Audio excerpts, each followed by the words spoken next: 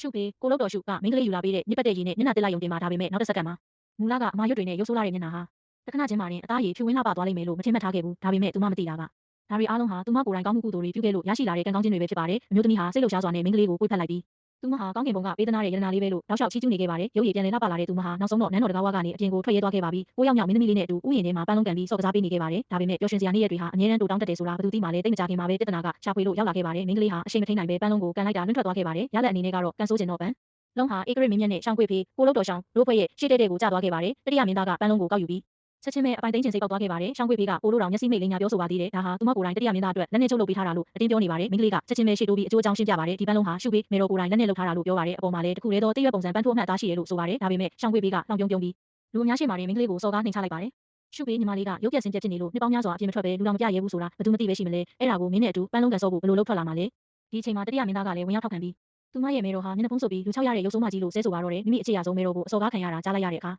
မင်းကလေးဟာချက်ချင်းပဲဒေါသပေါက်ကွဲသွားခဲ့ပါတယ်သမီးမေတော်ကရုပ်မဆိုးဘူးသမီးမေတော်ကလောကမှာအလှဆုံးလူပဲဒီပန်းလုံးကမေတော်သမီးအတွက်ချုပ်ပေးထားတာဒါပေမဲ့သူမရဲ့စင်ကြေတွေဟာဧကရစ်ရဲ့မျက်စိထဲမှာတော့လိန်ညာပြီးပြန်လည်ပြောဆိုနေတာလို့ပဲမြင်ပါတယ်သူဟာချက်ချင်းပဲအလွန်မင်းဒေါသထွက်သွားပြီးမင်းကလေးဟာအသက်အရွယ်လေးနဲ့ပစ္စည်းလူယူပြီးလိန်ညာပြောဆိုတတ်နေပြီလို့ကျိန်းမောင်းပါတယ်ရိုသေလေးစားမှုအနေငယ်ညတောင်မရှိပဲတော်ဝင်မိသားစုရဲ့မျက်နှာကိုအဆက်ခွဲနေတာပဲလို့ဆိုပါတယ်ဒါပေမဲ့ဧကရစ်မသိတာကတော့သူ့ရှိမှအနိုင်ကျင့်အဆက်ခွဲခံနေရတဲ့မင်းသမီးငယ်လေးဟာတာမန်လူသားတယောက်လုံးဝမဟုတ်ပဲကောင်းကင်ဘုံကနတ်သားရဲ့ဝင်စားလာတာပဲဖြစ်ပါတယ်ဒီအချိန်မှာလက်ဆက်တဲ့ပန်းသုံးပွင့်ကိုချလိုက်ရုံနဲ့တစ်ပွင့်ကတော့ကတွေကိုပျောက်ကွယ်စေပြီးနှစ်ပွင့်ကယောဂဝေဒနာတွေကိုပျောက်ကွယ်စေတာသုံးပွင့်ကတော့ဘေးဒုက္ခတွေကိုပျောက်ကွယ်စေနိုင်ပါတယ်တကယ်တော့ဒီနတ်သားရဲ့ဟာကောင်းကင်ဘုံမှာတော့ကအစားလဲအလွန်ကျူးပြီးနေတိုင်းအိတ်ချင်မှုတူဖြစ်နေခဲ့တာပါရလက်အနေနဲ့ကတော့နမင်းကြီးရဲ့ကံကြောက်ခြင်းကိုခံရပြီးလူပြည်ကိုစင်သက်ကကျင့်ကြံရပါတော့တယ်မွေးဖွားလာချိန်မှာတင်ပေါင်တစ်စက်ကျော်လေးလံနဲ့ကိုရောက်မြောက်မင်းသမီးလေးဖြစ်လာခဲ့ပါတယ်ဒါပေမဲ့နတ်သားရဲ့ဖြစ်တာကြောင့်စားတော့ရတာဟာသူမရဲ့အယိုးရဲ့အထိဆွဲမြင်းနေတဲ့ဗီဇာတစ်ခုဖြစ်နေပါတယ်ငါးနှစ်သမီးအရွယ်တုန်းကအသားစားကျင်စောနဲ့တော်ဝင်မီကိုဆောင်ကဝက်ကလေးနောက်ကိုလိုက်ဖမ်းရင်းနန်းတော်တစ်ခုလုံးရဲ့တဝက်နီးပါးကိုပတ်ပြေးခဲ့ပါတယ်၆နှစ်သမီးအရွယ်တုန်းကနာချေလိုက်တာနဲ့တင်နိုင်ငံတော်ရဲ့ကံကြမ္မာနဲ့သက်ဆိုင်တဲ့မနက်အစီရင်ကိုဓာတ်ရိုက်တုံခါပျက်စီးစေခဲ့ပါတယ်ပြီးတော့အစီရင်ကတိတ်မခိုင်ခံဘူးလို့စိတ်ထဲကနေမကြေမနက်ညီးသွားပါသေးတယ်ဒီလိုနဲ့ပဲဒီကိုရောက်မြောက်မင်းသမီးလေးဟာတော်ဝင်အေးနန်းတော်ထဲမှာအေးဆက်နေတဲ့ပေါက်စီတွေကိုစားရင်အသက်16နှစ်အထိကြီးပြင်းလာခဲ့ပါတ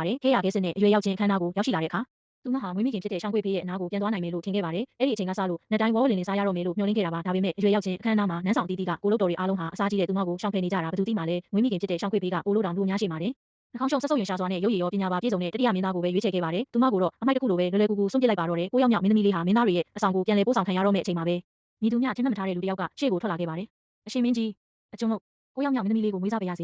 ေအဲ့ဒီအမျိုးသမီးဟာရုပ်ပြက်စင်ပြက်ဖြစ်သွားလို့အေးနန်းတော်မှာနှစ်ရှည်လများနေထိုင်ခဲ့ရတဲ့ရှုပေးပဲဖြစ်ပါတယ်အောက်ကလူပေါင်းတို့ဟာဒါကိုမြင်တဲ့အခါတဟားဟာလှောင်ရကြပြီအစားကြီးရဲ့ဘရင်နဲ့ရုပ်ဆိုးမကြီးတို့တွဲဖက်မိတာဟာကောင်းကင်ကဖန်ဆင်းပေးလိုက်တဲ့ဆုံးတွဲပဲလို့ဝိုင်းဝန်းတယောကြပါတယ်ဒါပေမဲ့ကိုရောက်မြောက်မင်းသမီးလေးကတော့ပျော်ရွှင်လို့သွားပါပြီဘာဖြစ်လို့လဲဆိုတော့သူမဟာရှုပေးကိုတစ်ချက်ကြည့်လိုက်ရုံနဲ့တင်သိလိုက်လို့ပ